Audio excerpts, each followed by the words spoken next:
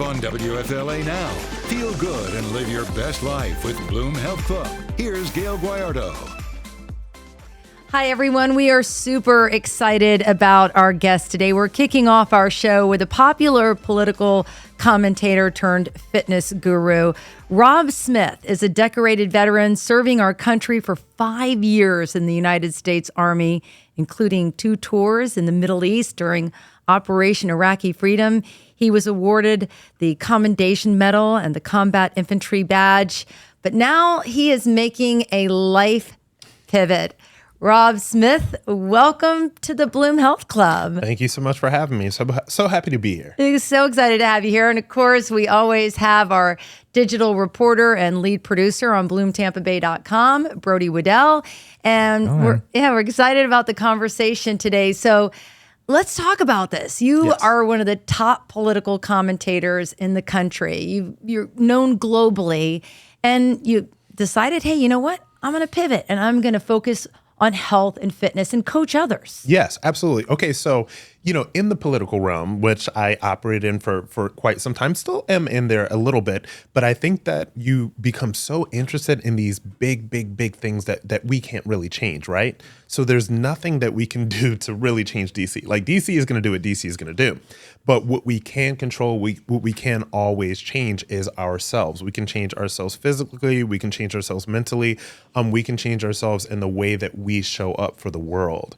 And I had gone through so much stuff when I was very deep in the world, not anything bad, but it was just trying to manage your schedule, like trying to manage eating correctly and trying to manage, just drinking enough water and getting enough workouts in and all that other stuff. Like, I was gaining weight. I just wasn't feeling good, all of that. And even though I still operate in that space a little bit, what I realized is that what really helps me be the most successful is when everything is starting from the inside out. When everything is working there physically, that is what pulls everything together. And I'm so glad, and I think you can correlate, Washington, D.C. of it being its own wheel that moves at its own pace and it does its own thing, and there's not much we can do to control that. And I think that also holds true in the healthcare system today. Yeah. We have incredible doctors and nurses out there, but at the end of the day, you're just a number in that system as well. So one of the things that you can do to take control of your life is to start looking inward and get a handle on it. You and I talked about this. I was 20 pounds overweight, going through menopause, thinking, oh my gosh, I got to hang it up. And really, this is a long journey. This is a marathon that we're in life. Yeah, this is a marathon. And like we spoke of earlier, you don't just wake up one day at your goal weight or looking at yourself in the mirror like, man, I really love how I look right now. And then you just stop. No, it's almost as if that's day one, because that is the day one of the rest of your journey. And that is a journey. And when you talk about the healthcare system, I'm very interested that you brought that up, because we are now in our healthcare system. Now there just seems to be such a push towards, okay, if we have an obesity problem in this country, well, let's fix this via pharmaceuticals, right? Let's put our young people right now that are having issues with weight and obesity and all that stuff, let's put them on this medication that they'll always be on. No, I think that we need to pivot. I think that we need to start talking about what we're eating. I think we need to start talking about how we're moving. And I think we need to start talking about what things that we can do for ourselves. I was working with a client right now, and the first thing that we did with this particular client, this is a woman in her 60s, okay? And so I said, look, let's get you away from processed foods, and I want to put you on a clean eating journey to start. And there were problems that she was having. She told me, in particular, heartburn, that was so prevalent and just so always there that she didn't even notice that it was there, but it went away. And this was just purely via removing processed foods from her diet, which I thought was such an incredible story. Yeah, and that's what I love about you, is that you don't come in with like too much at one time. Mm-hmm. You like to make the small changes when it comes to movement, changes when it comes to what we eat. And I love that your message for women like myself that are either perimenopausal, postmenopausal, whatever it is, do not be afraid to start lifting those weights. Oh, absolutely not. In Gail, like we talked about this earlier, a lot of women are very afraid of weights because they think that, they're gonna wake up one day and they're gonna look like me, or they're gonna look like, The Rock or something like Right. that. And this is So what they think is gonna aggravating. happen. Yeah. And that is not going to happen unless you are, going completely insane and then eating all this protein and all this stuff. But what happens with women is that they tend to focus more on cardio, and they think that just because they get, a whole lot of sweat and they're running or they're doing their spin classes or whatever, that they're going to drop the weight, and then they struggle, they plateau, right? And then as soon as they pick up those weights, and I'm not talking about, knocking back 100, 200 pound weights and doing the bench. I'm talking about your woman, pick up 10, 15, 20 pound weights, do a lot of reps in an intense period of time, you will start getting that leaner, muscular, yet still feminine look that you're looking for. I like that. Everyone sitting here at the table today, including Brody, he's a journalist. He's worked the crazy hours. I've worked the crazy hours. You work the crazy hours. But you don't have to be in our industry to know what it's like to be a rat on a wheel. And I think along the way, and it's happened, I can't speak for you, Brody, but you start to get run down and you don't function like you're supposed to function. And sometimes subscribing to what you're talking about, Rob, is the only way to get through life. No, it is. And look, there have been very, very intense periods in my career in the political world where, let's say I'm out on the campaign trail, or, I'm doing the college lecture circuits, and you're here, there, everywhere. You literally, I've woken up in hotel rooms and don't even know what city I'm in, right?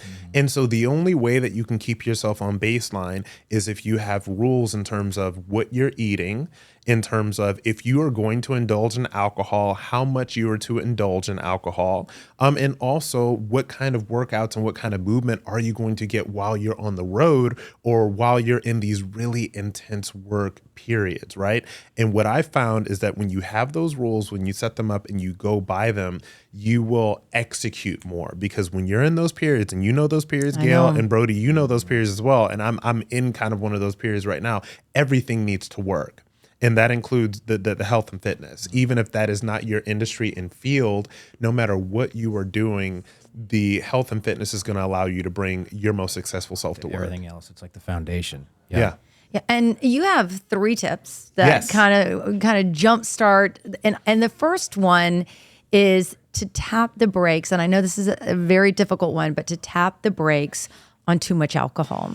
Yeah. So my, you You live in Florida, right? Yeah, I live in Florida. No, trust me. When I first moved to Florida, and I've been here about 3.5 years now, you can move to Florida and every day can be Saturday if you let it. Yes. Yeah. Okay. That's the problem. Look, every day can be Saturday if you let, you can be on a boat on Tuesday. You can be throwing back those White Claws and all that.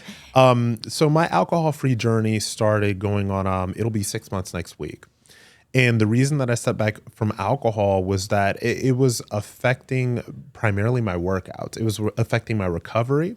I wasn't achieving the body that I was working hard for, because I was always working out in the gym. I was always doing either my Soul Cycle or my classes or my lifting and all that stuff. And when I started educating myself about alcohol, I learned this.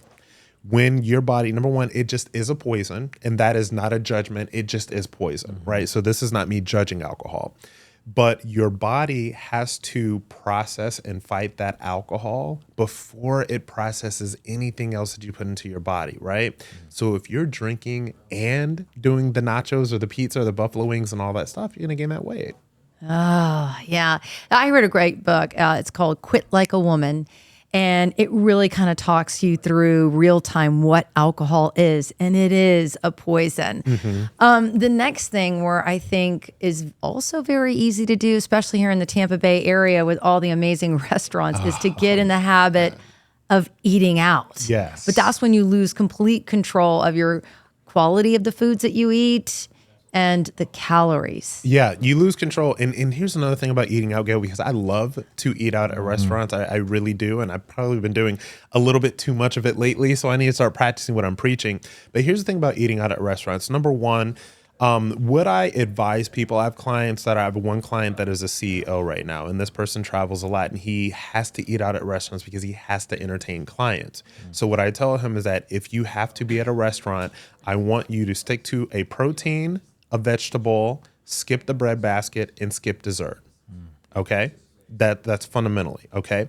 And then also, even if you're doing all of these things, your food can be cooked in oils that you don't know about. It can be cooked in a lot of butter. What I found, honestly, is that I'm a dairy-free person, and the cheese and dairy is snuck into everything nowadays. Yeah. So it's really, a lot of that stuff is there. But your best bet is always to eat at home. You have more control of what you're eating. You have more control of your portion sizes. It's also, you're cutting calories. And look, in this economy, it's a lot cheaper.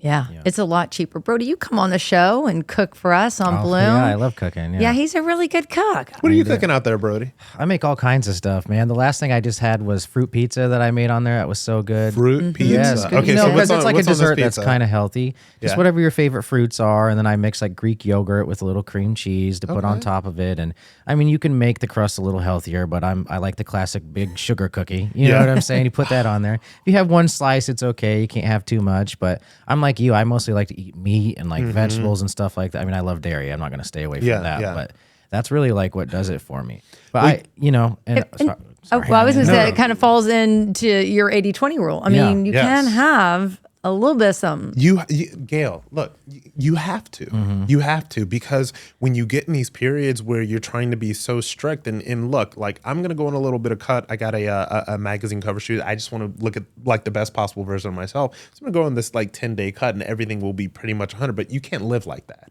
You cannot live like that, because what's going to happen is you're going to fall off and then you're probably going to gain even more at the end of the day. So the 80-20 rule is 80% of the time I'm dialed in on nutrition. I'm trying to, avoid the fried foods. I'm trying to avoid the desserts and all that other stuff. But then that other 20%, if I want to have that creme brulee, I'm going to have that creme brulee. I was in Paris at a restaurant, I believe called Les Escargots. Which was the best creme brulee I've ever had in my life. And there was no way that I was passing up creme brulee in Paris. Of course. No, you can't do that. You just can't do it. Let's talk about your time in the military, because you said that discipline and what you learned there and the lessons have carried you into what you're doing today. Yeah, it really has. So my time spent in the military was probably the most foundational period of my life. From 17 to 22. So I went in the military right out of high school. Okay. So I'm from Akron, Ohio. At that point in time, there weren't a whole lot of options. And I was also ended up being the first person in my family to go to college or whatever. Right. So, before all that, I went into the military at 17 years old. And even with the fitness thing, I was heavy when I went into the military. I was kind of a heavier kid. So the physical fitness and the training and all that stuff whipped me into shape, but it taught me a couple of things. First of all, it taught me discipline. When you show up, when you have to be to a place when you say you're going to be there, because you have lineups in the military about 3 times a day. You have to be there at 5 p.m. It helps you be on time.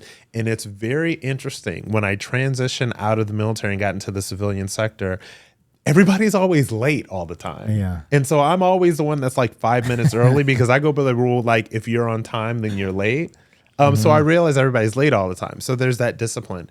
There's also a love for country. I do love America. I love this country. I always will. I believe that this is the only place in the world that no matter what you look like, no matter where you were born, no matter what your family did or did not do, you can make something out of yourself here. This is why everybody on the planet wants to be here. So I think that it's, something that you should take advantage of by living in this country. I agree. You wrote a book. I did. Always a Soldier. And Always a Soldier is really about what it is like to be an infantry soldier, not only in basic training, but also during my deployments, in my deployment to Iraq for just under a year around the initial invasion. And when you're young, and you're that young, I believe I was, I turned 21 in Iraq. We're not going to talk about how long ago that was. But I turned 21 in Iraq. And when you're that young and you are faced with life and death, because I was in firefights, there were some soldiers in my unit that were lost. And so you really think about not only the impact that you want to have on the world, but also the fact that, any of us can go at any moment. And as a 21-year-old, you're very young to get that message, but that's a message that sticks with you. I like that. I'm glad you brought up I love my country because you think about it. I'm only 2 generations removed from a woman that rolled cigars in West Tampa and a grandfather who built a dairy farm from the ground up. And I do think there's so much opportunity, and sadly, and I don't want this to get political because that's not what Bloom Health Club or Bloom is about. But I do think that, we've kind of lost hope. Yeah. And there, really, if we can rewind it a little bit and kind of talk about what you were just saying, like you fighting for our country, what you're able to do here, maybe look at this country through a different lens, people would be a lot happier. I think so. And honestly, that's a lesson that I learned, being in the political field as deeply as I was involved in it. I'm still involved in it, and I know people that are in it, and that's great. But I think that we spent so much time as Americans, but just in this country in general, I think that we spent a lot of time worried about things that we fundamentally can't control. Okay, so we can't control these things. We cannot control what's going on in DC. We cannot control what they're going to do with taxpayer money. We cannot control any of these things. What we can control is ourselves. We can control, number one, what we put into our mouths. Number two, we can control how much we're moving. And if you have a population of people, there are 350 million plus people in America. And so if you have people that are focused on how we can bring the best possible version of ourselves to this world, then you have a society that's filled with a lot of people that are just trying to do their best. Then you can come together and you have a collective society of people that are operating on higher levels. And I think that slowly but surely, that's the place our country is getting to. How will you help people do that? Tell us a little bit about your business and how it's structured. Do you work with people virtually? Yeah. Do you work with them one-on-one? Yeah. Rob Smith Fit is purely virtual. Okay, so I have clients from all across the country, and I do 2 different things. So I do group coaching where we'll get a group of people and we'll have a Zoom call once a week for an hour. And so with the group coaching, what we do is we'll focus on one different topic a week. One week we'll talk about, okay, what do you do when you go out to restaurants? How can you eat healthy when you go out to restaurants? 1 week we'll talk about what is healthy snacking, because I do not believe that snacking is in itself inherently unhealthy, but sometimes the things that we snack on are unhealthy. I had a client that thought that I don't know, can I say brands? Yeah. Oh, okay. Yeah. Well, she thought that Sun Chips, and Sun Chips are delicious. They are delicious. I love Harvest Cheddar. Yeah, they're great, right? But this was her idea of a healthy snack, so I had to tell her, no, do not eat these as a healthy snack. Like, it's not. That's part of your 20%. That's part of the 20%. Yeah, it's not Yeah. the 80%. I love that. So that's the group coaching. And then one-on-one is a little bit more specialized. So one-on-one, instead of being in a group setting for that hour, I'm with you one-on-one for an hour once a week. And we're putting you through. I am not a personal trainer. This is not like, personal training is not my thing. I direct people to go to actual personal trainers. What I direct people to do is to be healthy in their lifestyles and to work with whatever their personal schedule is right now. I have a client that is a nurse. She has a very pretty much set 3 a.m. to, I think, 3 p.m. schedule. That's different than another one of my clients who is an entrepreneur who is in a different city 3 to 4 times a week. So what I have to work with him on is how he's dining out at restaurants. We're doing a little intermittent fasting with him. So I'm like, okay, if you're flying into these cities, get yourself till 2 p.m., then have a big meal at 2 p.m. And then if you have to go to these functions later on, just nibble on the appetizers, have yourself a little club soda cranberry if you're trying to avoid alcohol. And if you get a club soda cranberry, then nobody's going to ask you whether you're not drinking, because they're just going to think you're drinking a vodka cranberry. Yeah, I like that. I'm glad that you talk about the one-on-one, because I think wherever you are, if you're listening to us, if you're watching, sometimes it's worth, if you can't do it for the long term, just to stop and take a deep dive into your health. Because I think so often we're just 15 minutes at the doctor's office. They'll, like with me, Brody, and I've talked about this a lot. I have hypothyroidism. Oh, me too. And it was always just more of this prescription, just kept raising it and raising it. I didn't know that too much cardio is terrible for hypothyroidism. I didn't know that gluten was the worst thing that you could do, dairy, like all of these things, these small changes made a night and day difference of how I feel. And I thought I was doing everything right, but I was really working against myself. And I think if you just take the money that it cost, set it aside. I know times are hard right now, but that 1-2 hours that you pay for could be the game changer in how you feel and your productivity. No, it really is. And I think that, in building Robsmith Fit, and the reason that I wanted to build this up, particularly with the coaching, is that these are things that I've learned through doing over the better part of a decade, right? So I've dropped about 50 over the better part of a decade. And so I know the yo-yo. I know what it is like to have been a formerly heavy person that lost the weight. I know what it's like to make poor choices at restaurants or to have a really busy schedule and all that stuff. So I know what that stuff is like. So you're able to connect with people in different ways because everybody's issues aren't the same, right? Yeah, I agree. And I think community, and however you find community, it does help to have people that you're talking to and that and you're kind of going through it together. Because the more we open up about how we feel and what's going on, because at the end of the day, sure, getting in the next dress size down or getting into the jeans you want to wear is fantastic. But I've learned as I've aged, and I'm way older than both of you gentlemen, that it's how you feel. And it's like how you interact with your kids and maybe one day your grandkids. I think once you get to a certain age, that's what it's all about. Oh, that's what's the most important. Okay. And look, we all like to, I like to put out the beefcake shots on Insta and all that other stuff. You can follow me, Rob Smith Online or Rob Smith Fit, either one of those things. But fundamentally, when I started seeing my most success physically is when it stopped being about that and it more started being about how I feel and how I'm moving and all of that stuff. Because and people don't believe this, but the vanity as a motivator is only going to take you so far. It really is only going to take you so far if you don't commit to the fact that this is a journey, that this is about how I feel. This is about how I feel about myself as opposed to how other people see me, right? And so I got to that place, and then that was the key that unlocked things. And when I talk to my clients right now, you would be surprised. I have to have this wealth of knowledge just from reading all these books and having lived this and done all this stuff for the past decade, that there is a lack of even kind of like the most basic health information, like the most basic health and fitness stuff. Cooking with olive oil as opposed to maybe cooking with canola oil, right? Eating some vegetables, the fact that sun chips are not healthy, yes.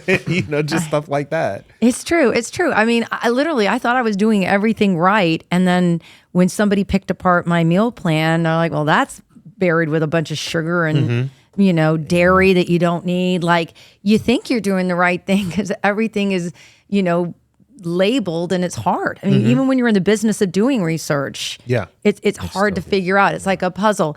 Any final questions before we wrap up? I think you're a great person to ask. Like, how do you balance a little bit of everything together, man? Like, to really do well in your career, on your body, your mental health, like your social relationships. Like, what is your advice to people to balance that? It is not hard. I think that for me, there is, with me and my fitness, is that my fitness is a non-negotiable. It is the first thing that I do every single morning. And depending on what my schedule is, sometimes my schedule is a little bit more flexible than it is other times, but it has to be the thing that gets done. It's a part of my day, right? It really does have to be. So making your fitness almost like an extension of your job, because then it becomes your job, it doesn't matter what job you're doing. You're on air, you're producing, like I said, entrepreneur, nurse, et cetera, et cetera. So it's making it a part of your actual lifestyle. And for me, when you're trying to balance everything, you really have to take time for you, because we can be pulled in so many different directions with family, with work, with, all of this other stuff, with fitness, where, and that's another thing as well. Like, you have to take this time for yourself as well, because if the entire world is getting all these little pieces of you, you have to leave something that's left just for you.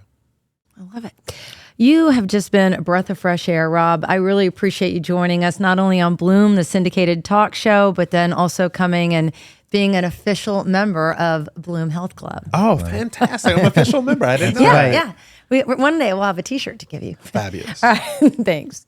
All right. Well, thanks for being on the show. Thank you.